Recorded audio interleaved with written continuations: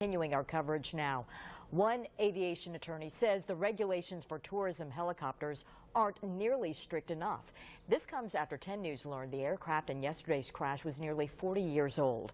10 News reporter Rashad Hardnett asked this person's take on the crash, and Rashad, he says operating such an aged aircraft could be tricky.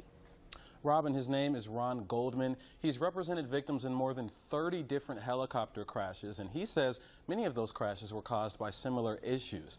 Now, among them, mechanical problems. He says helicopters are unforgiving, but they have several parts working in tandem with each other, and he says managing all of those parts with an older fleet is concerning. He's also urging the FAA to ensure tourism pilots aren't showing off for their passengers or taking unnecessary risks in the air.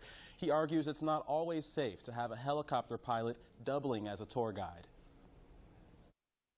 The regulations are not very strict.